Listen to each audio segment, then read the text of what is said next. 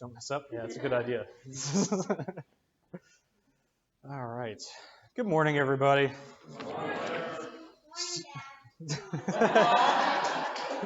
Thanks, buddy. I have one fan. We're good. So there was a lot of preparation involved in this. A lot of work with Patrick over the past, feels like 2 months now, almost. So this has been a long time coming. He and I have been discussing this for a while. A lot of this had me thinking back of the entirety of my walk with Christ. And one of the things that stuck out to me, when I was growing up, the pastor of our church, his name was Paul Tinlin, great Christian man, and my parents still talk to him. They still visit him and his wife Elizabeth down in St. Louis. They try to do that about once a year. So Paul Tinlin would open his sermons with a psalm, and I remember this because it was every single Sunday. And that psalm was 118:24. This is the day the Lord has made. Let us rejoice and be glad in it. So I wanted to pay homage to him, and given the weather that we've had this week with the heat and nice and cool, good crowd, I'm glad that we can rejoice in his name for that sake. So I did a lot of research for this. I spent a lot of time in the Word. I spent a lot of time discussing things with Patrick, running ideas past Sonia and things of that nature. Most of all, prayer. You have to rely on him. It's his word. It's not mine. So I hope that I can convey his word in a way that speaks to all of you. This week has been chaos for me. With work, with feeling tired, out of it. The spiritual attacks have been coming, and they were really, really rough, specifically Friday. I was getting home from work. Sonia was leaving to take Judah to Granny's, so it was a good time to do a reset. And what I did was I walked out into the woods behind our house, and I was praying.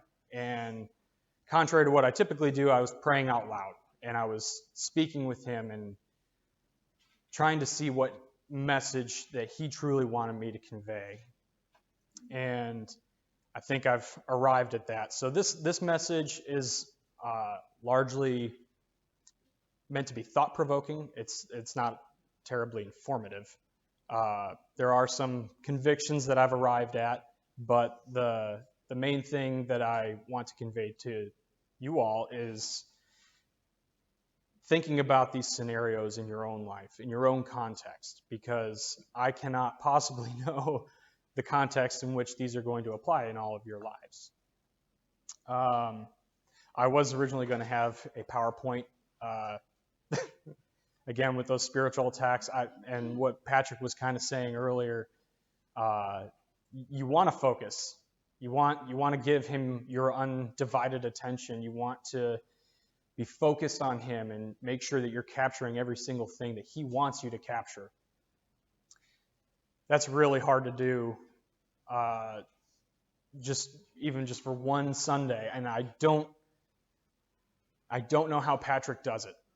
Week in, week out, I hold him in such a high esteem, especially after this week. I had a tremendous amount of respect before this, but it is considerably higher now. So many props to him. So if we could turn to Proverbs 16:9.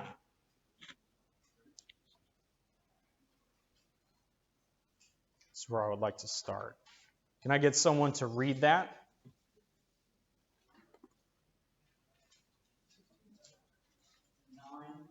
16:9. A man may plan his course, but the Lord directs his steps. The Lord directs his steps. So this topic is God's timing and God's plan.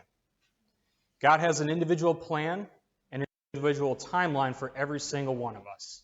What He intends to accomplish in our lives, what He wants for His kingdom, and how that plays into His ultimate plan. And we can have the desires of our heart aligned with His, but we may also not be aligned. And we can end up fighting with Him on many different levels. So a little bit of background on why I chose this topic. I want to say it was about April of 21, I started to go for my bachelor's degree. I wanted to get a bachelor's degree in business. And so I've been working towards that up until about September. I graduated. I got my bachelor's degree. And thank you. So around that time, I started discussing with the VP of my company at the time about where I might be more useful. I felt like I was spinning my wheels. I was going nowhere, and I didn't want to end up in the same position when I turned 40, when I turned 50, when I'm ready to retire. I did not want to be stagnant in this position. And I can already tell that I was starting to end up in that cycle. I didn't want that to stay. So sitting down and talking with him, I came to the conclusion that over the course of months, this was not going to happen within this company. So despite multiple interviews with other parts of this company, I knew it wasn't going to happen. So I started to look elsewhere. I made that known to the VP. And eventually, at the end of March, I applied for a different position. They reached out. They contacted me within, I think, 15 minutes of an interview. I had a job offer on the way. It was incredible. More money, more opportunity to get into the career field of my choice, and that was good. That was good for me. This came on the heels of finally surrendering that search to Him, to God, because after 6 months of hearing nothing back from company after company, even from my own company, I was going nowhere. And I had spoken to my father about it. I had spoken to the Holy Spirit about it, and Sonia is intimately aware of my frustrations that I had gone through during that time. So I accepted the job, and I recently started about a month ago. So it was important to me to elevate what I was doing in my own mind, my role in my household, my role as a father, as a business professional. I wanted to see this change. And it wasn't until I gave that desire over to God that I saw any sort of movement whatsoever. And so that to me spoke volumes about how we cannot rely on our own will. We can't rely on our own desires to achieve what He wants to achieve. It's not going to work.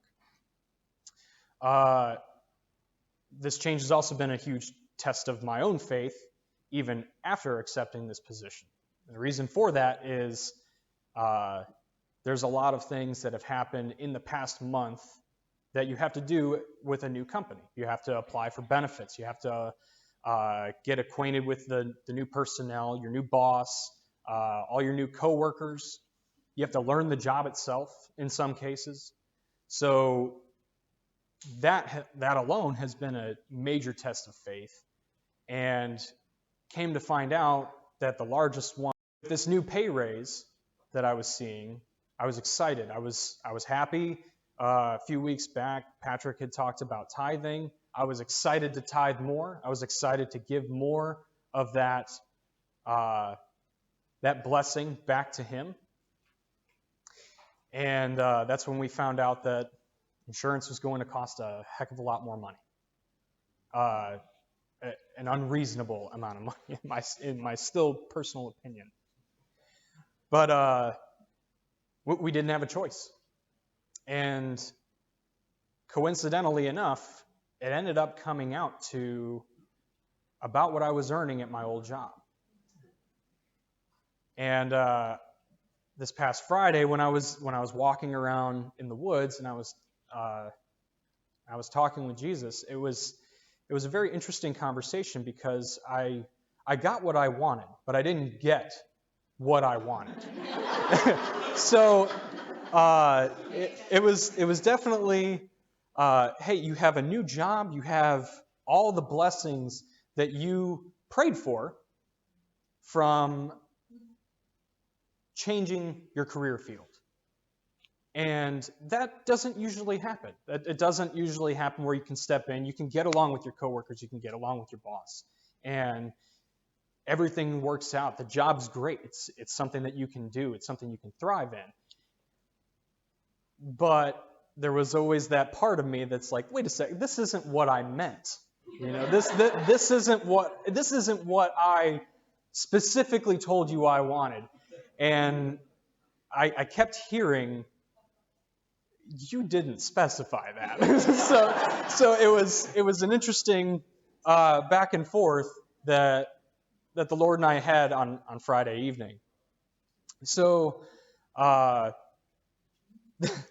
the change in attitude that I had to have going into this new job was considerable. And I rewind the clock back to when I started this job over in Patuxent River. And this was 7 years ago. Sonia and I, our family looked a lot different. We didn't live here. Life was considerably different, and I was coming back into a military setting, if you will, and that setting does not always foster good relationships with people, especially godly relationships. It is an extremely difficult thing to walk into a military setting and have other Christians around you that are willing to live out those Christian values. Plenty of claims, not so much action. It's a very rare thing to see. And I was certainly part of that. I was not living like a Christian. And starting this new position, I decided that I was going to change how I reacted with my coworkers. The mindset that I went into this with was going to be different. And so the growth that I have been experiencing has been painful. It's hard to bite your tongue on things that you never had to bite your tongue on before. It's hard to step back and realize that God put me in this position for a reason.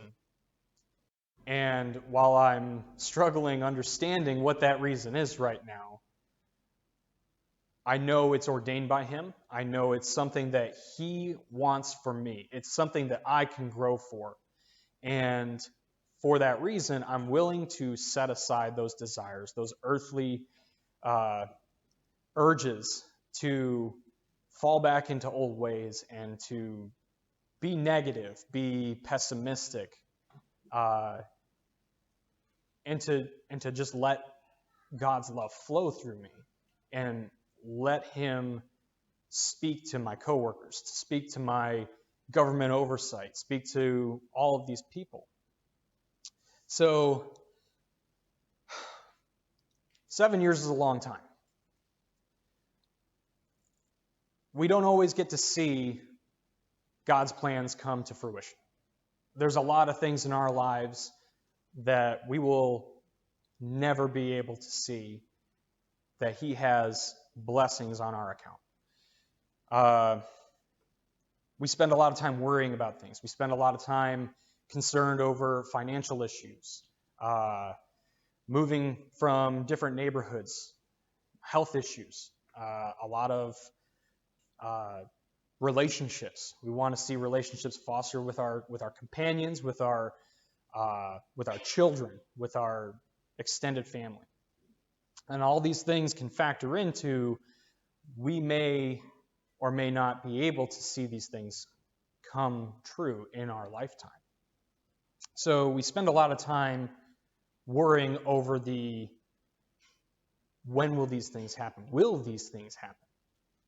And we may be missing out spiritually because of this worry. One of the experiences that I've had this past week was fear, big time. It's really hard to stand up in front of a group of people and convey your views to them, but more so when you are being spiritually attacked. I definitely felt that this week. And one of the things I can personally testify to is exactly what Patrick says almost every week. You're going to be attacked. Once you accept Christ into your heart, you are going to be attacked. And He knows exactly where to hit you. He knows exactly where to hit you. And so a lot of the issues that I dealt with this week were being tired, being irritable, being angry. And I'm sure my children can attest to that. My patience was greatly tested this week. And Sonia, of course, is intimately aware of that, being on the receiving end. And despite all that, I feel incredibly blessed because I get to make the choice for Christ. I get to make the choice to step away from those feelings. I get to make the choice to step away from my cell phone. I get to make the choice to step away from work, to get away from the negative feelings that are holding me down. So, what does faith in His timing look like in our lives? One of the conclusions that I came to was sacrifice. We as Christians, we know sacrifice is an intimate part of following Christ. As far as biblical examples, the first one that comes to mind, at least for me, was Christ. Needless to say, He fought every single human instinct, battling with His flesh in the Garden of Gethsemane, praying to the Lord right before He was about to be crucified. He knew what was coming, and He was still willing to set aside His earthly flesh to do what had to be done, to do what God had already ordained, to do what He had planned. Another one that came to mind was Jonah. When Jonah goes into Nineveh, at the very beginning of Jonah, God tells him to go into Nineveh and to preach to the people against their sin. I can't imagine the kind of persecution that you would know is waiting for you stepping into even just a modern city. If I were to walk into New York City today and start preaching the Word of God in Times Square, I'm going to receive some dirty looks, possibly personal attacks. I'm going to be attacked by other people, by the sin of other people. That takes an incredible amount of faith. And we don't always listen the first time, as in Jonah's example. The amount of faith in the timing that he has laid out, it takes a lot. It's not always for us to understand. But the trust that we can summon for Him is a test to our faith in Him. It's a test in the trust that we have in Him. And we should invest time in building those muscles, in building that faith that we have in Him.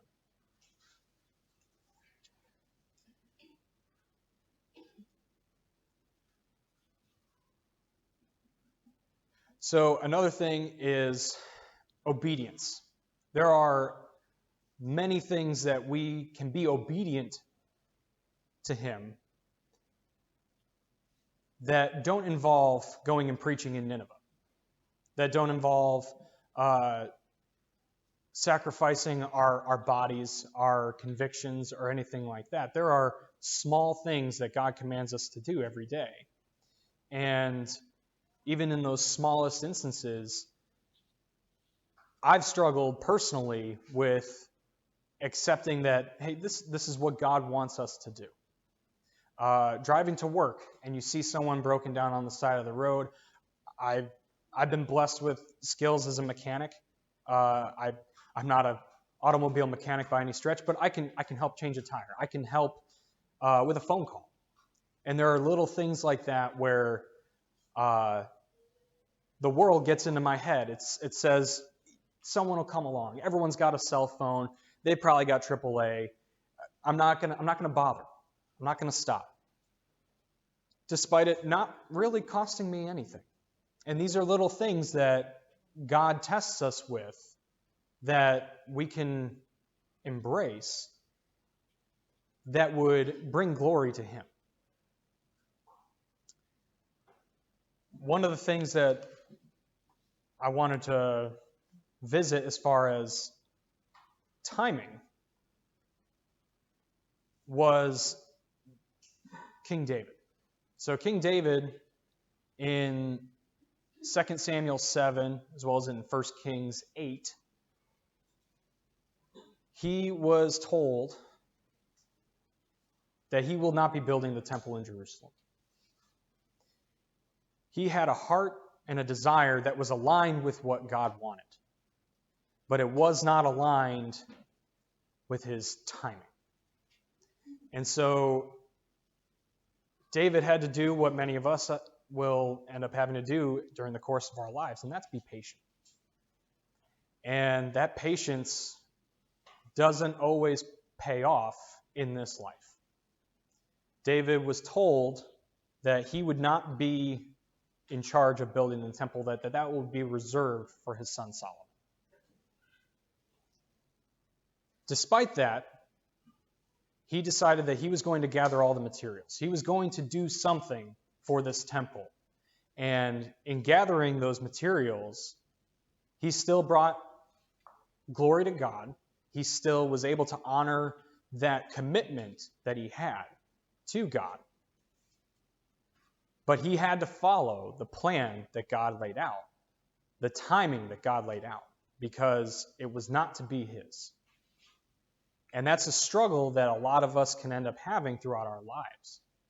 The struggle of not knowing if or when something's going to come along in our lives that we know is a blessing from him.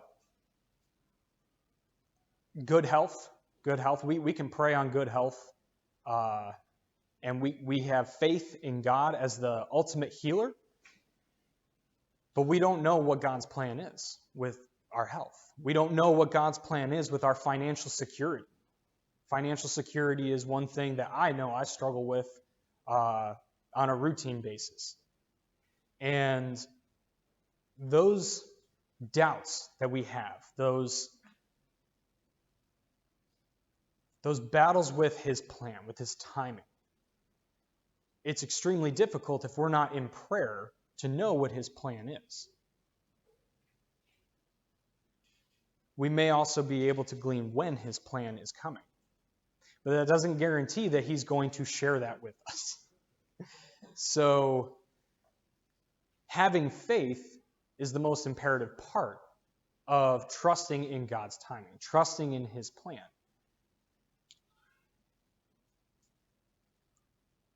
So when Christ set the perfect example of surrender to the Father as at the cross,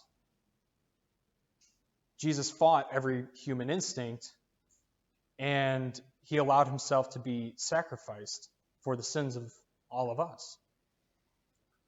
And what kind of faith does that take? What can we do with 1% of that level of faith? Faith as small as a mustard seed. I know in my own life, I've struggled with this day in, day out. And I'm certain that every single one of us has, where something bad happens and we don't get to see the big picture. We don't get to see what he has in store for us down the line. 1 month, 2 years, 5 years. We don't get to see that.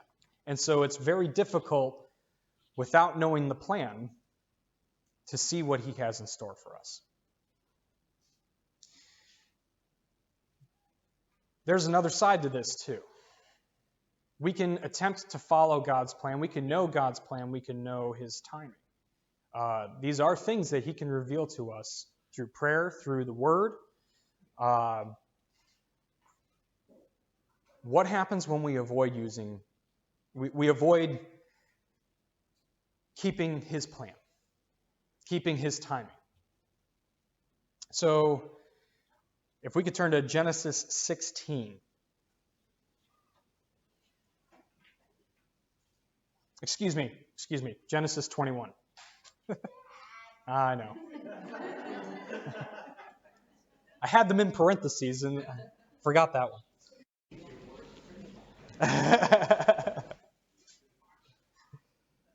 Genesis 21, verse 2.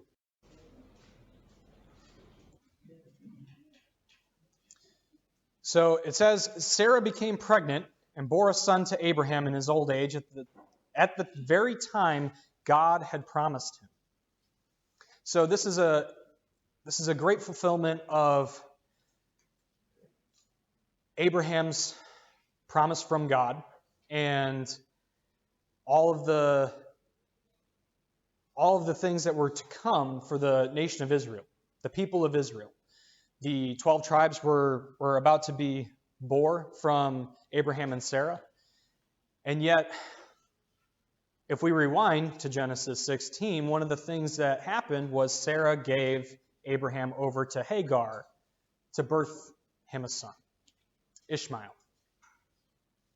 So, about 20 years earlier, Abraham had already had an illegitimate son from Hagar. And this was not what God had ordained. This was against what God had promised, what God had said he would do in Abraham's life, in Sarah's life. And because he stepped out on his own, there was a delay. There was something that was going to change in God's plan because Abraham and Sarah and Hagar acted of their own will instead of acting in his will. So it took 20 years for God to finally fulfill the promise that he had given Abraham and Sarah. And I think of all the ways that I violated God's timing. God has laid out a plan for me, and I stepped out on my own will. I stepped out of his protection, out of his ordained timing and plan. And man, does it backfires. It backfires in some incredible ways. Spending money I did not have. Money's always been my struggle. I'm a spender, and it drives her nuts. So spending money that I didn't have, and now we're coasting into payday on fumes. Stepping outside of lust, into lust, and letting things come between Sonia and myself in our relationship. Those things have happened. Ignoring certain health issues that I've had that I should have sought help for sooner. Thinking that it's not that bad. I'll take care of it next week. I'm not going to take a day off for this. And things come back to bite you. So I can 100% relate to how Abraham and Sarah must have felt in their 80s, thinking, you know what, he's going to bear a son. And I'm going to make sure that that happens. I'm not going to trust him. I'm going to trust my will, my choice to let Abraham go and have a son with somebody else. And immediately that backfires on Sarah with Hagar and with Ishmael. And then we see in Genesis 21 later on that Sarah's heart is very hardened towards Hagar and to Ishmael, and she wants them banished. God doesn't look away from Hagar or Ishmael, but it's certainly not something that God had intended. The plan had been detoured. So there are so many frivolous things that we can end up straying away from his plan that can cause us to fall back into faith in our own ideas, faith in our own timing. Having one last drink, spending $100 on something that is frivolous. For me, grabbing another Red Bull on the way to work. But we get so enamored with that immediate gratification that we forget that ultimate gratification awaits us with Christ's plan. Fail-safes. So a lot of times in my life, I've put in a fail-safe. Fail-safes are good in certain situations, like if you're making a business transaction with another company, you want to make sure that, okay, well, I don't want to end up the odd man out, the last one standing. I don't want to end up in those situations. What you don't want are fail-safes with God's plan, because that's not faith. It's not trusting in his word. It's not trusting everything that we have with what he has in store for us. So are we putting fail-safes into our life that prevent us from putting full faith into God? One of the things that I experienced with this new job was, as I was leaving the old position over in Pax River, I was told by my VP, and even more surprisingly, my site manager, that I was a pleasure to work with. That was a shock. And that I was welcome to return if I needed it. They both told me that they hope that's not the case, but they also both welcomed me back if I was needed, if I needed it.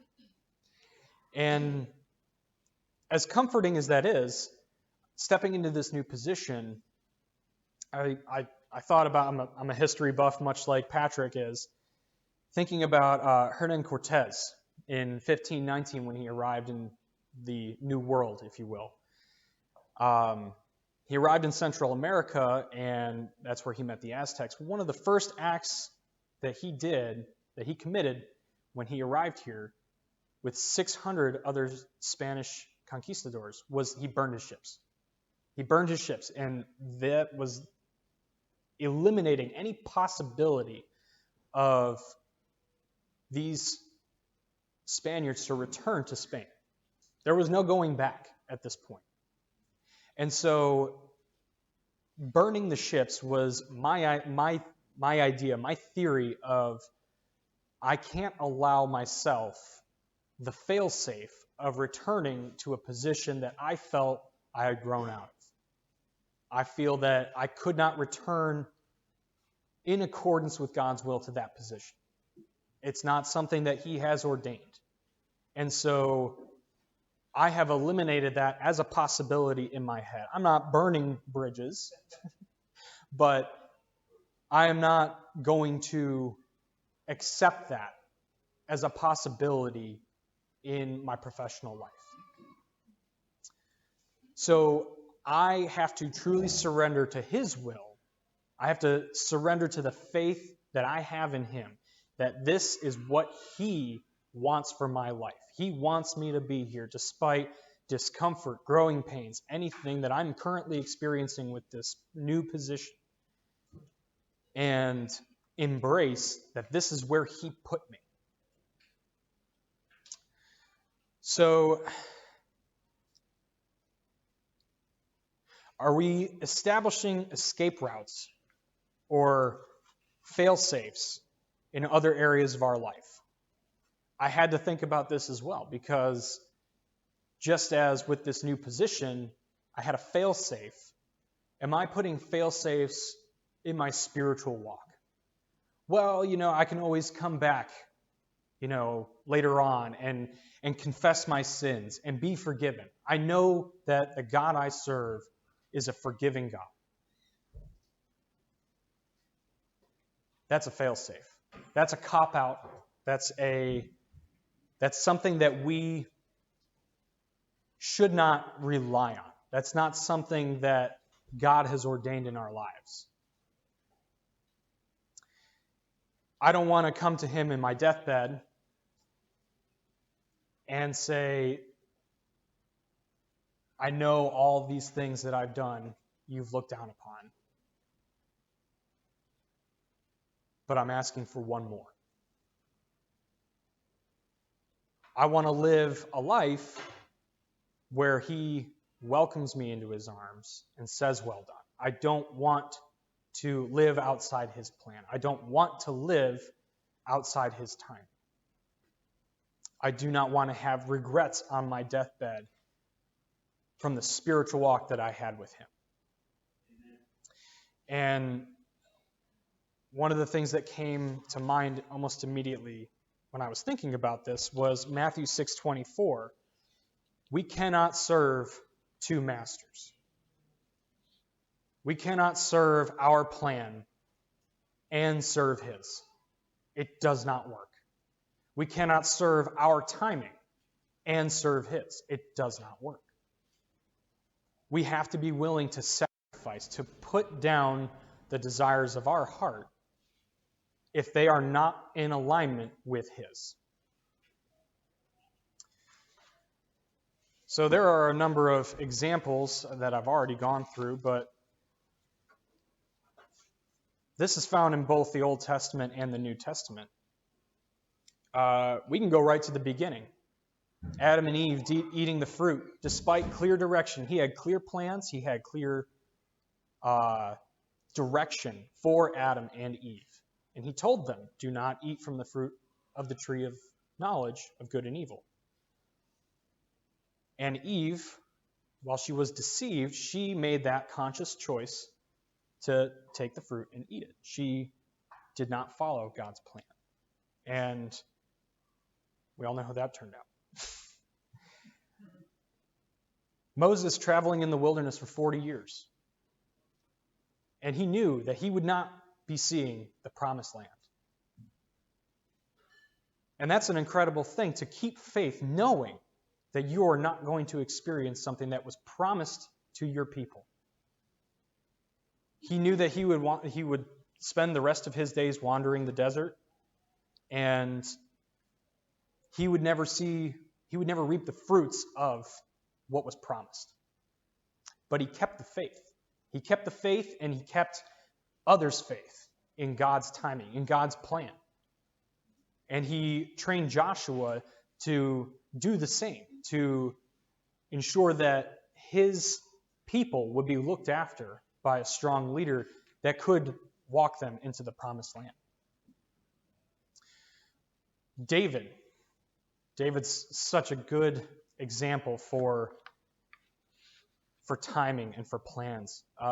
David was ordained in his teens by Samuel, by God, saying that he would be the next king of Israel. And it wasn't until many, many years later, almost twice the age that he was when he was ordained, that he would actually become king of Israel. He also understood that God had a very specific plan and a very specific timeline for when that would happen. David spared Saul in the cave. He could have very easily taken the throne of Israel standing in that cave, and he didn't. because he knew that God's timing was far more important with what he had laid out for David's life.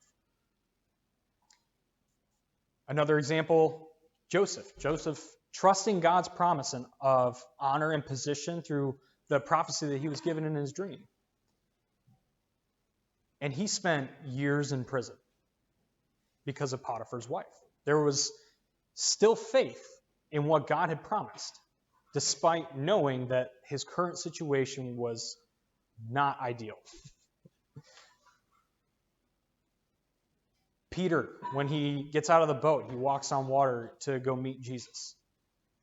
And the amount of faith that it takes to have faith in stepping out of a boat in the middle of the sea, in rough seas, it still boggles my mind to this day. I personally don't know if I would pass that test. And then Paul, proclaiming the gospel and writing to the churches from prison, teaching Timothy from prison. There are so many of these instances in both the Old Testament and the New Testament outside of the gospel, outside of Jesus' life, with imperfect people that are a perfect testament to what we can see in our own lives, where we struggle with having faith, where we struggle with having trust in his timeline, with his plan, because we don't see the whole picture. There are also times in our lives where we're going to struggle with knowing his plan, knowing his timing, and our efforts are failing. Our efforts do not bring about the plan in accordance with his time. We need to be able to have endurance, resilience in what he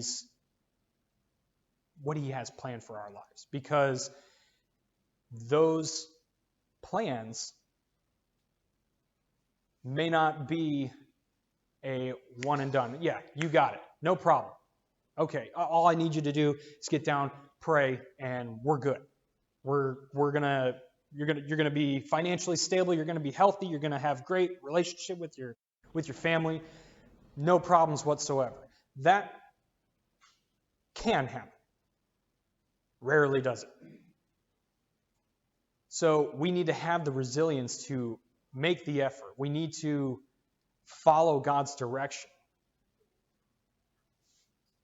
God doesn't always make miracles happen overnight. And just because he's ordained something, it doesn't mean that your efforts are going to be fruitful.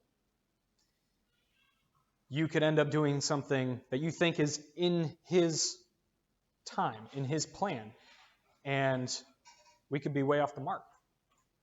In fact, we could end up doing something for someone else's plan, to fulfill someone else's plan.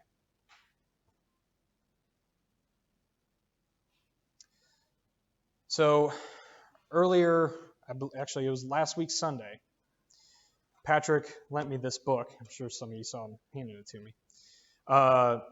14 tests all leaders must face. And so this book is written by Frank Damasio. I actually ended up reading it Sunday night, cover to cover. It's great. It's a great little book. And this book kind of goes into all the little tests that we're going to encounter in our walk with Christ. I think he kind of portrays this as leaders, but I think this is Christians, because I think everyone who is a Christian should be leading others to Christ. We should be leading our families. We should be leading our children. I think that this applies far more than just leaders in a earthly sense. But so there are some incredible tests that Pastor Damasio highlights in this book. And to go into a couple of them, the time test. So the time test is, we know that our own efforts are going to fail. Our plans are going to fail, and it's only with a miracle that these tests we will pass. We're going to pass only by His miracle, His ordained will. The word test, rejecting our own resources, rejecting the things that we know to be true of this world, and trusting and relying on His perfect knowledge, His knowledge of the universe, the one that He created. The motivation test, is your desire rooted in His will? Is my heart geared towards what He wants for my life, for what He wants me as a father, what He wants me as a husband, as a business professional, as a member of this church body? The patience test, are we willing to forego immediate gratification for ultimate gratification? The frustration test.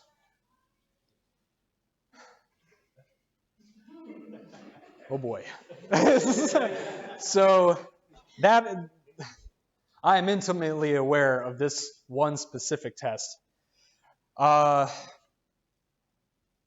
One of the things that Frank Damasio does so well with this one is he highlights that this may require a shift in priority.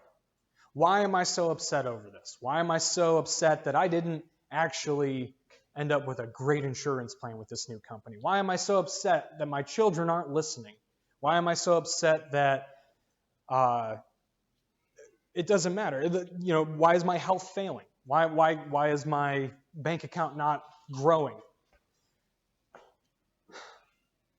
Am I focused on the real priority here?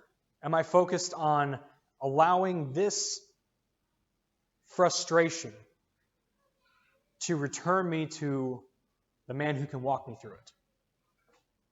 Am I putting my faith in my own ability and coming up bupkis because I'm not using the ultimate power that God has in my life, because I'm not seeking it? The self-will test, when God asks you something that counters your will, are you willing to change your will? Am I willing to change my will to align with His? And that can be an incredibly difficult thing to do, especially if you don't know what His will is. And that is where I struggle the most, because I don't pray like I should. I don't read this like I should. I struggle with these things on a daily basis.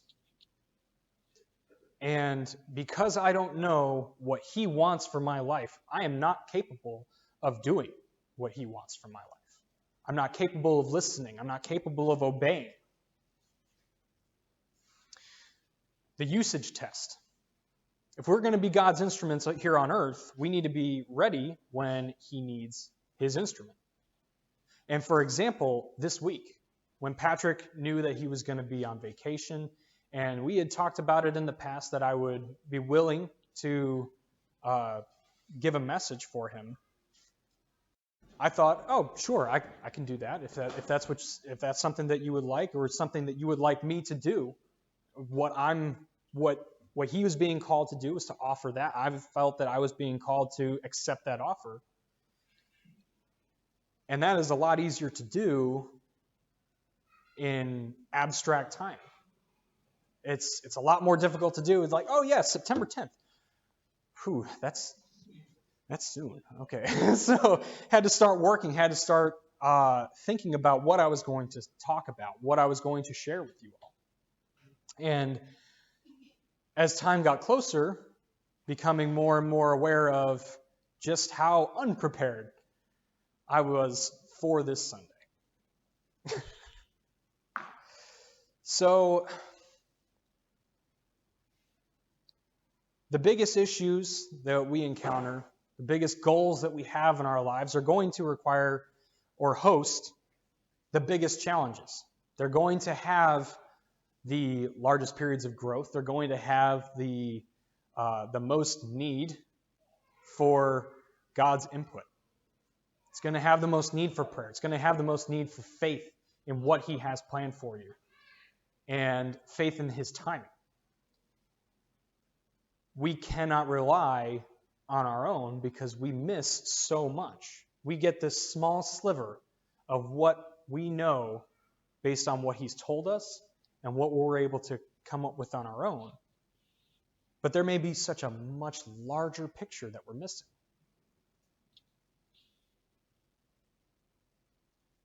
So, thinking about that, what are some of the biggest challenges? What are some of the biggest issues or goals that we have in our lives that require a revisit of faith in Him, that require a renewing of faith in His time, being allowed to sacrifice our own understanding, our own desires, our own heart's desire, and like David, lay those things aside so that we can embrace what He has planned for us in His timing, because otherwise it's going to fail.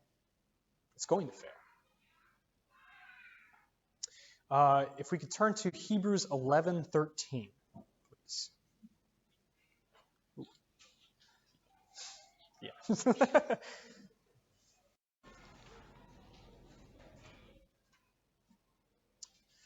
So Hebrews 11:13, all these people were still living by faith when they died. They did not receive the things promised. They only saw them and welcomed them from a distance, admitting that they were foreigners and strangers on earth. So the author's talking about Moses and Abraham, how these two knew that God's timing, God's plan was coming, that we may not encounter what He has in the grand scheme. Walking into the promised land, being present during the lifetime of the Messiah. Simeon's a great example of that, Luke 2, where Simeon just knew, he waited, he prayed that he would one day meet the Messiah. And shortly after, he passed away. No, just being satisfied that he was able to meet the Messiah. And as great as that is, can we keep that faith? Can we keep that joy? Can we keep that surrender, even if that never happens? We don't know when He will return. We don't know when He will call us home. But can we surrender and be joyful until that time comes? As long as our desires are rooted in His will, I feel we are capable of remaining joyful. That's not to say it's going to be easy. It's going to be struggles. But we can keep joy in knowing that we have given our lives to Him, and through His sacrifice, that we will get to spend eternity in His presence. And so the superficial life that we have here on earth will come to an end. We all know this. But we get to spend eternity with Him. And that should be the ultimate goal. That should be why we are Christians. That should be why we give our lives to Him. We give our hearts to Him.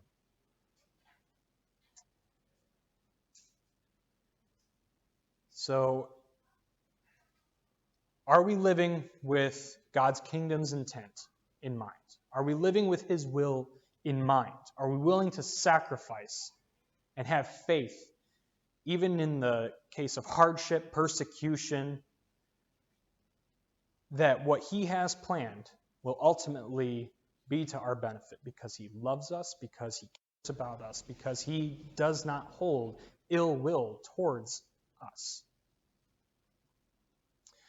So I would like to end in a prayer. So,